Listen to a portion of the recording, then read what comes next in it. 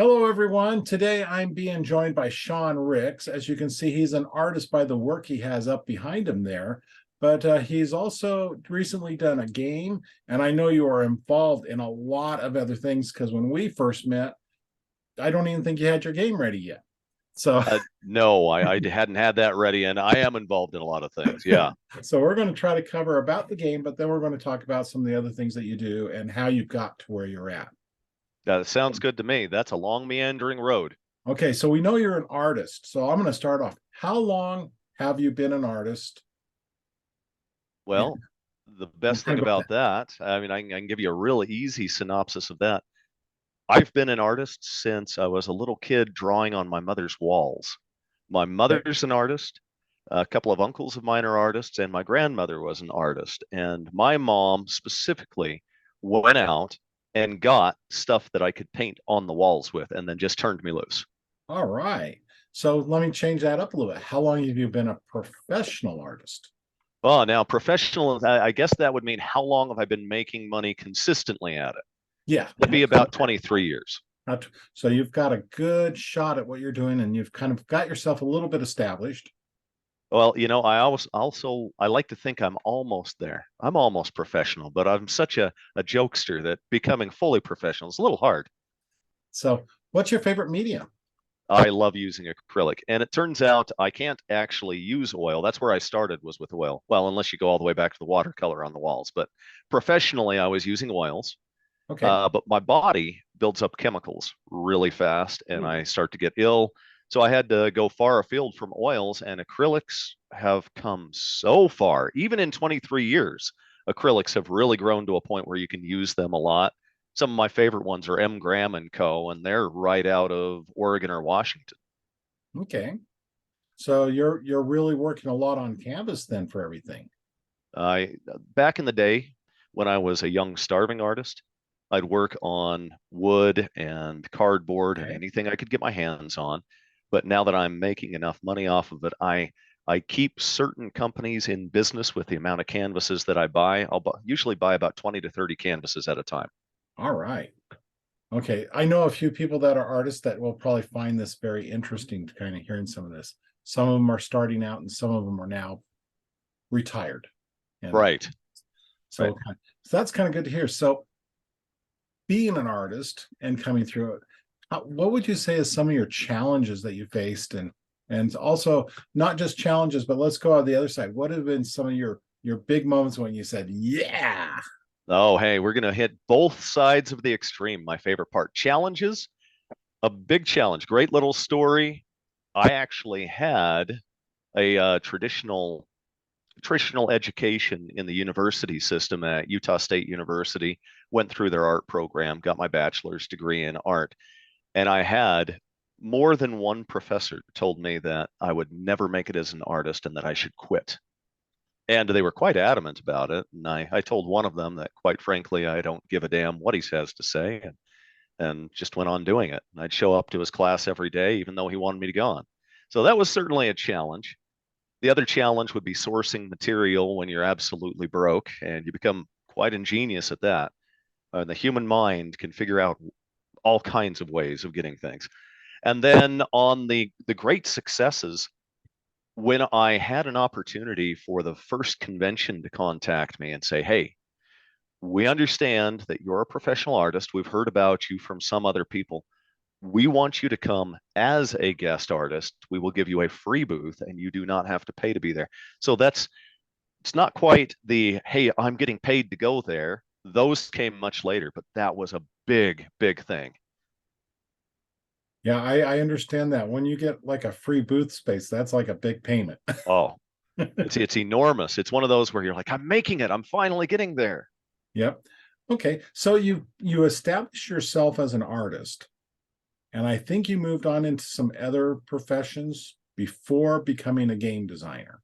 Is that Right. correct? So I've got this amazing voice that I don't know where it came from. I don't know how it came about, but it's there. And what happened was I I caught the attention of a lot of people when I was at these conventions. They were like, you really need to do some audiobooks. You really need to do some things. So I had an opportunity to do a couple of commercials for low-level car companies or a scooter company. And don't ask me where those are. I never got any kind of a recording of them. I know that they used them and I got paid to do it. So that was one thing using my voice, and that naturally led into the audiobook series stuff. I have not yet had an opportunity to be a voice actor in a cartoon. Boy, I would love that. It fits my personality to a T. And then I decided that I wanted to sell more original paintings. And Okay. this is where the big thing came. It's like, how do you sell more original paintings? Well, I wrote a novel. Now you might say, how do those two connect, right? Well, I was going to say, from our experience, I knew met you at FanX because Right, of Johnny Worthen, who you did. It wasn't so much the cover art, but you did the map for his books. And I know right. you've done some cover art for people. So I can see where the influence of the authors you were working with Oh, tons. played. I could name a list of them. They're all through. Yeah, the very first panel I ever got to sit on at any kind of a convention, the very first panel was with a guy named David Boop. Oh, yeah. When I got done with the panel, and he said, "Hey, you did great in there." I said, "Yeah, that's my first panel." And his jaw just dropped. He says, "That's your very first panel ever?" I said, "Yeah, it was kind of fun." And then the second panel I was ever on was with this guy named Brandon Sanderson. And I got called up from the audience to go and sit on this panel. And I'm like, and everyone does their introductions. It got to me, and I said, I honestly think I'm here for the plucky comic relief. So I didn't have any kind of list of accomplishments at that time. So, but all of those guys have had an influence on me. David Butler, David West. Golly, I've got some books over here. I should just Johnny Worthen, absolutely. And oh golly, it's hard to see. I've got them all stacked over there, so it's hard to read the names that far away. But it's a But bunch. there's so many in Utah and in the Intermountain West that influenced me, and they're all still friends of mine. That's great. So you got into doing the artwork for some books, internal illustrations, cover Mhm. art. You were doing some voice work for commercials. Then you wrote a book.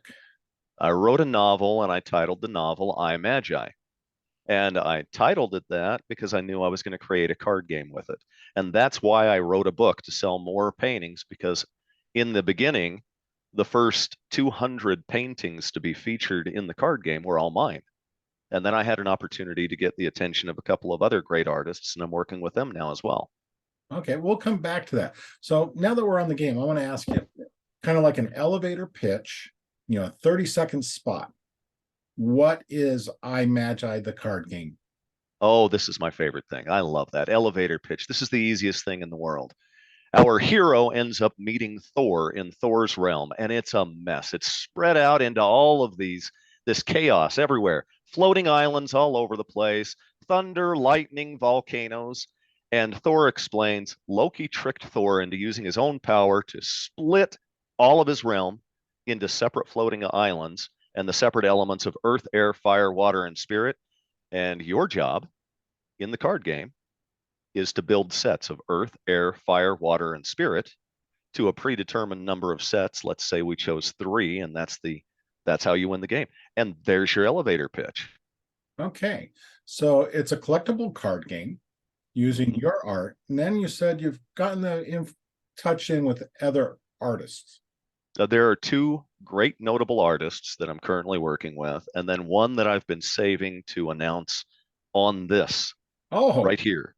We well, get a thank treat. you. Okay. Okay. We've got Rob Carlos, and Rob Carlos is the guy who taught us what dragons look like. Rob Carlos had a great deal to do with TSR, and Rob Carlos has had stuff to do with Dungeons and Dragons and his own big solo career. And I believe he worked with Disney for a while. Rob is a big, well known artist all over the place, and he lives over in either Oregon or Washington, one of those two. I talk to him all the time, but I'd never get into his personal stuff of where he lives.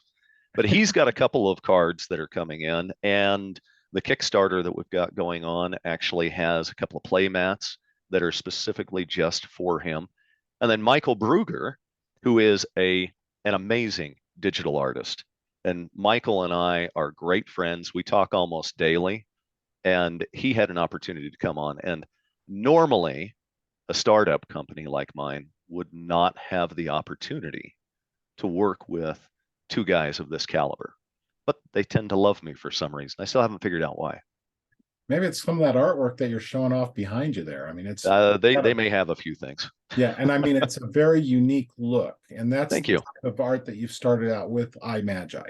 Is Absolutely. Yeah, the first 200 cards were that. Now there are 8 cards that feature Michael Brugger and Rob Carlos. And then the one artist that I get to announce, yeah. someone who got me started in art, and she has been at a point where she's been trying to spread out into fantasy. My mother, Elaine Ricks, will have a few paintings that will be on cards, some limited All edition right. ones. And I've had to coach her. She's a great artist that got me started, but she's so traditional. I've coached her into some of the fantasy element. All right. So that's kind of fun. So people that are into collectible cards, I mean, right there, you're giving them a reason to go check out your Kickstarter that's still going, Absolutely. and maybe you'll even to follow your game later on, because you have these connections and bringing in some very limited edition, high-end art people. Oh, yes. And the Kickstarter is going to go until the end of the month. So April 30th is the last day of it. You can just find it just by typing in IMAGI, iMagi on Kickstarter. It'll pull it up. You can't miss it. That's easy. But the amount of artists that I've had contacting me since my Kickstarter launched, because we went with a conservative goal of $5,000, Yeah. and we funded in 1 hour and 48 minutes. Oh, so that's a great thing to hear. It went so fast, and it's still going, and we've blasted past each one of our stretch goals. And I have a lot of artists that are contacting me. They want to be involved in the card game, and I have to keep on telling them, yes, you can eventually in the future, but not yet, because you have to grow the correct way. Yeah. So you're making sure you have it under control instead of just Right. overcrowding the game. Right. In fact, I had one individual who wanted to invest a bunch of money into the card game, but it wasn't the right time yet. Okay. And so just to remind people, I had the opportunity of reviewing iMagi. So in the comments, I will put in a link to the review over on Guildmaster Gaming. So you can read on that. And I don't know if you have a link over in your Kickstarter to it or not, but that way you can check out all of it all around. Absolutely. And the Kickstarter is nice and easy. And I assume at the tagging of this video, you'll just go ahead and put in a link to the Kickstarter if you could. Sure, I can do that. I'll write a note for myself right here. Great. And there have been a lot of updates of the game since the first time you got two of the very first, decks to ever come. And there were only 12 printed at that time. So you have the prototype decks. Yeah, and that's one of them. I've got it in a nice little case so that which is just gorgeous. Why don't you show them the back of that? Because there's been just a couple of changes. Nothing has changed in the way the game's made, but do you see the back is really dark? Yeah. Well, there was no way of us knowing what the printer would look like. So those first 12 decks, and then since then, it has really gotten to a point where it's a whole lot easier to see. Yes, that is. And these are from the third printing, which is a set of 60 decks, and those are almost already sold out. In fact, after you and I are done, I have to run off to a card game store called Liam's Cards in Smithfield, Utah, and I have to do a demonstration of it, and that will actually be the first place we hold a competition for iMagi. I had to promise him that before he'd even get it in there, so he was pretty excited about it.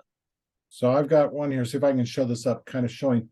You can see the art behind you, but this is how it's really kind of hard to see. But there we go, a little bit there. Yeah, that helps out a little bit. Works out. And that is an old painting. And this is one of the nice things. The original for that painting was actually painted on masonite, and it sold at a convention up in Missoula, Montana called MISCON. All right. And MISCON, they really helped me out a lot.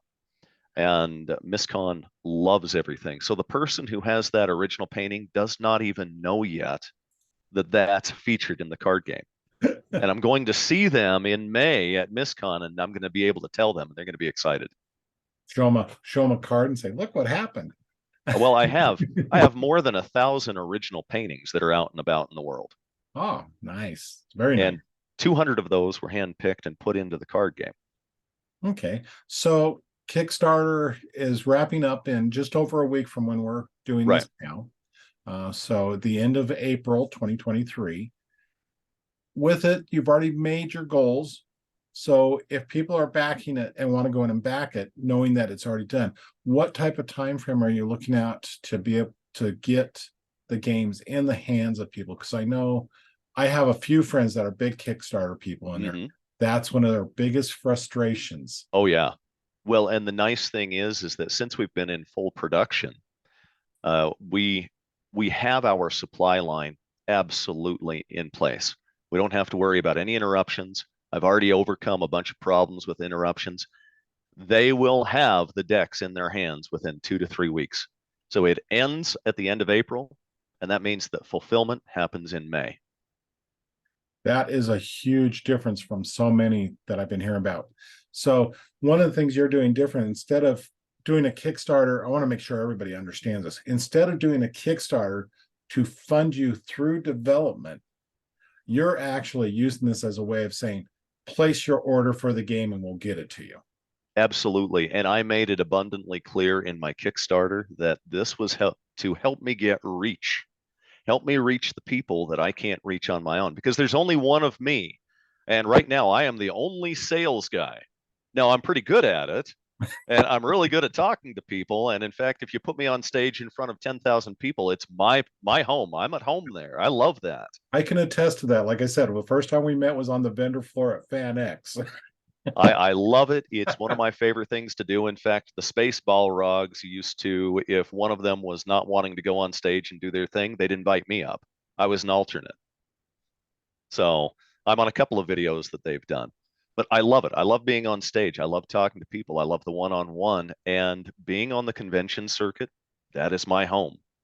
Okay, so you've gone through being an artist, and I'm sure you're going to keep doing these things. Absolutely. You've written a book, so now you're an author. Right. You've got your game, so you've been a game developer.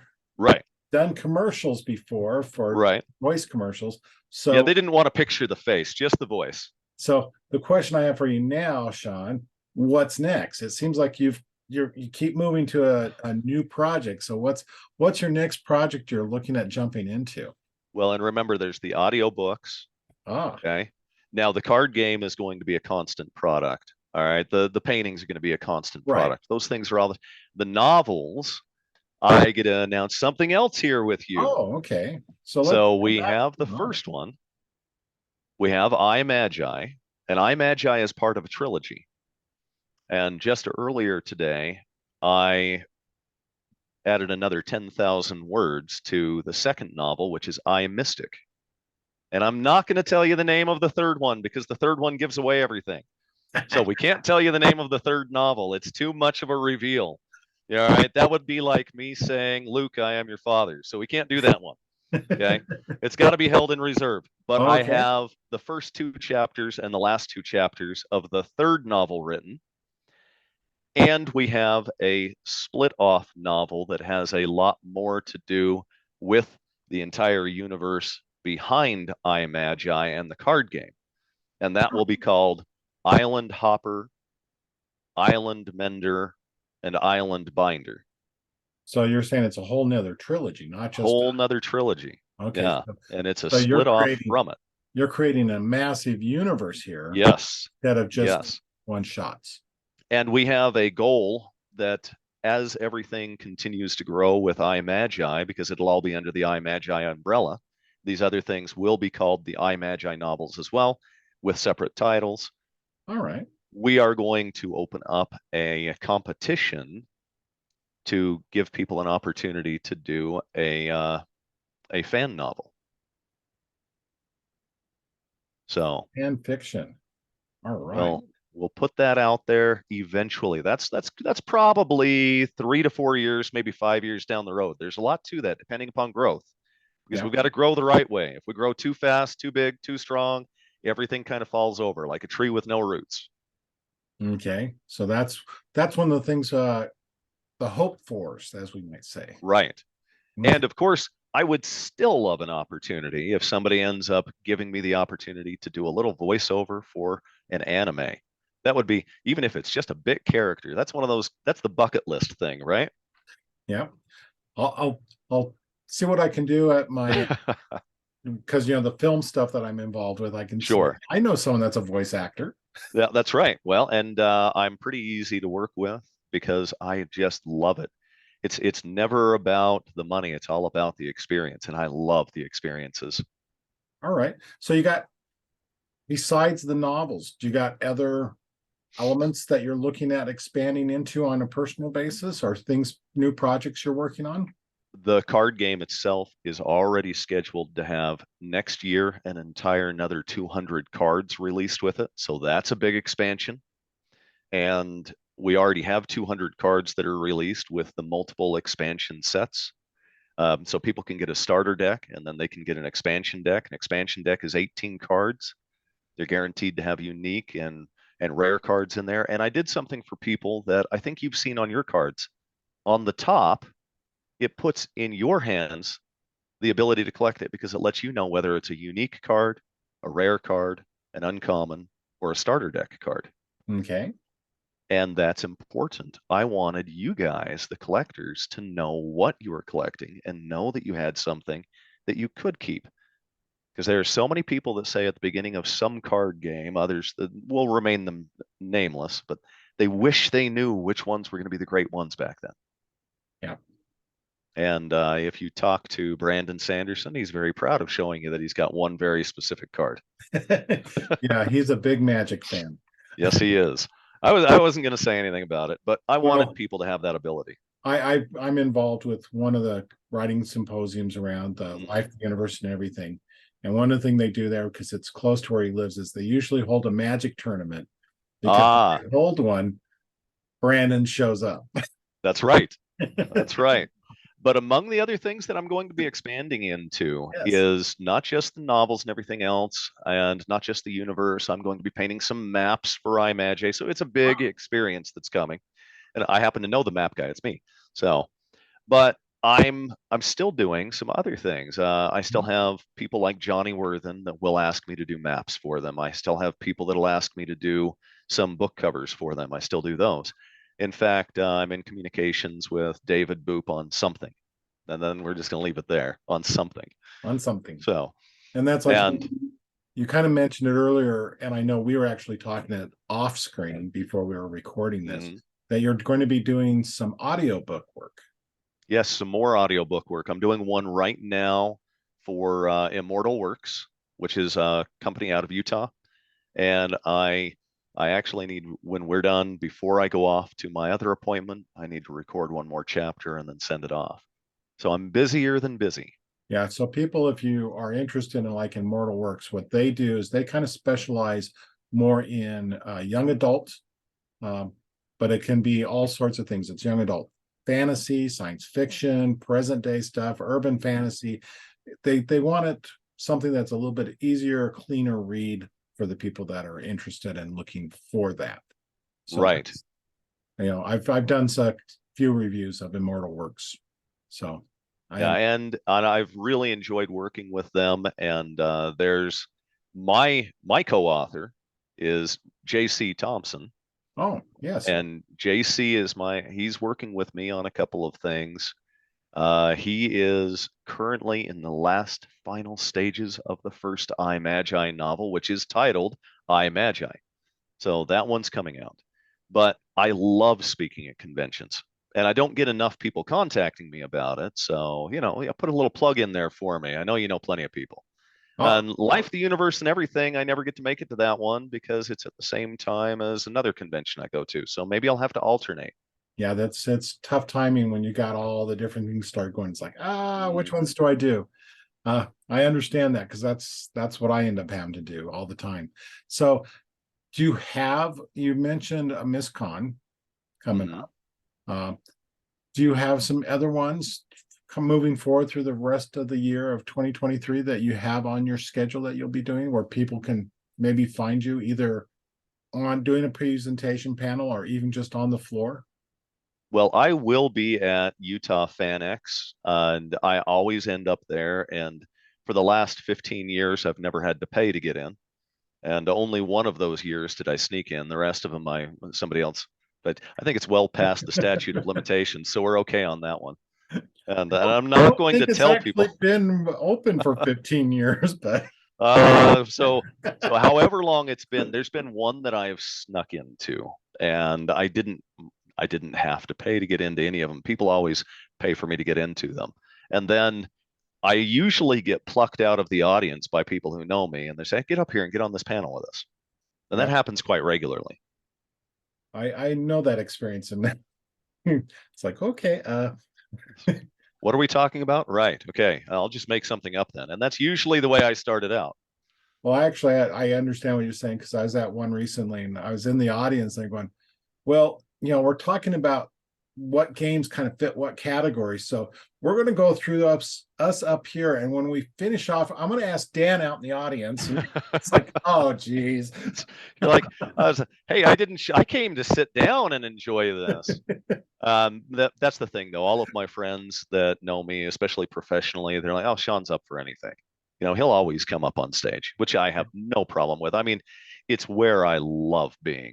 I Okay. love being up there and talking to people, especially afterwards. So, if you are at any place and you see me there, come and talk to me. I like speaking with everyone. Yep. I agree with that. It's a lot of fun to get to know the people that are not just fellow professionals, but Hmm. the people that actually appreciate what we are doing and sharing with the general population. Right. Well, It's I have one fan of mine. He's a super fan of my card game already. He's probably bought about 25 decks and expansion wow. decks. And I just spent some time with him this morning. And I'm not allowed to say his name on air yet. His wife's a little angry with him. Ah, So so he's spent a lot of money and we spend a lot of time together. And one of the areas inside the Kickstarter, people get to at one of the top tiers, they will have an opportunity to design a limited edition card with me and get the original painting and the number one card. And those will only have 17 cards made, and they are numbered one of 17, two of, three of. In fact, I have one of them right here. You can see right in that upper hand corner, that's number three of 17. And this is one of my pieces. And those are the incredibly super limited edition cards. And that one right there is one of Rob's cards. It's kind of hard to see on here. ancestors of the ancients. Ancestors, the Ancients. That's right. And of course, Rob's cards are all dragons because that's what he wanted to do. So And just I get to kind of be the, surprising there, huh? yeah, surprising. I get to be the art director. And it's funny because I'm working with these guys that have been professionals in the industry much longer than I have. And they say, so what would you like us to do? It's wide open. Just make something and I'll make the card fit your artwork. So it's been That's great that way. okay. So besides Kickstarter, what are some Sure. of the places that people can find you? Because like you're saying, you're going to maybe do a competition in a couple of years for some fan fiction. How would they be able to follow to get that type of information? The best part is I want people to contact me via email. imagicardgame@gmail.com. Nice and easy. IMAGI and then cardgame@gmail.com. Okay. Super simple to find me. Find me via email because I get to converse with you a lot more. That is so much more personable than me just sending you to a website. I have a Wix site that is in the process of constantly being changed to work with this, and I'm just not going to give it out because it's not there. And part of what the Kickstarter is going to do for us is give us more to work with to create a better website. Okay.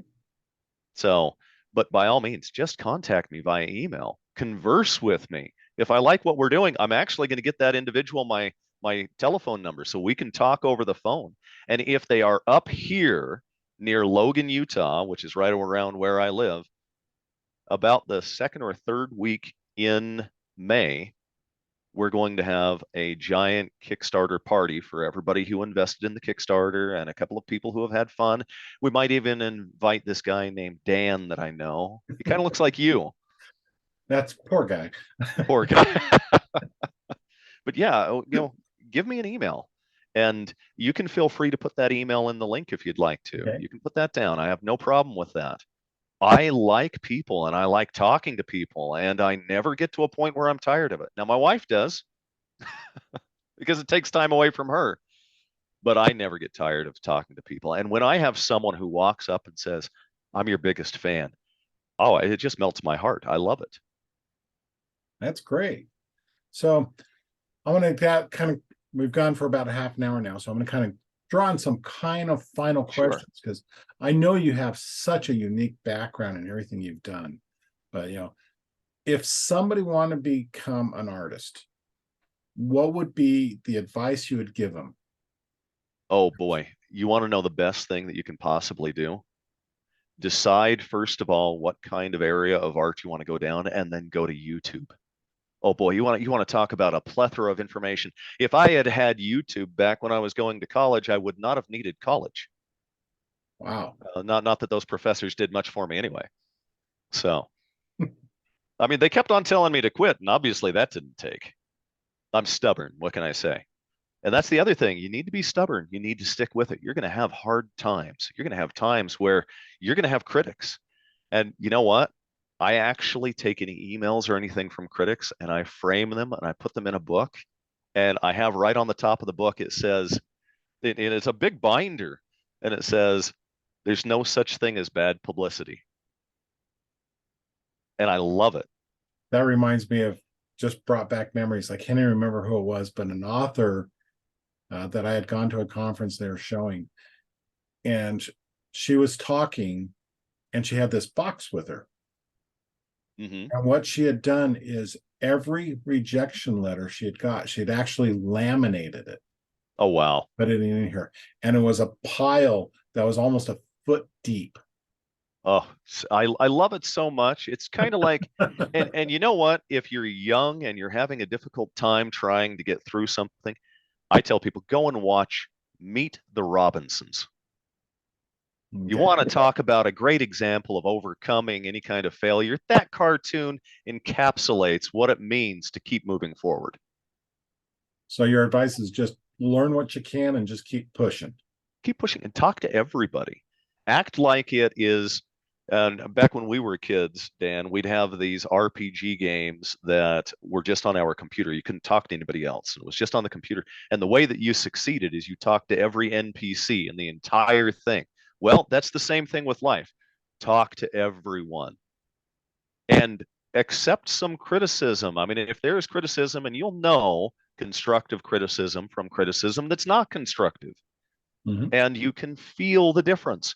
Accept it, look at it, use it. And if it gets to a point where you're like, hey, you know what? I really think this is going far afield. This isn't going to help. I mean, I'm also a martial artist. And as a martial artist, I'll have certain people that will tell me, your martial art is terrible. That's great. Thanks. What have you got to teach me?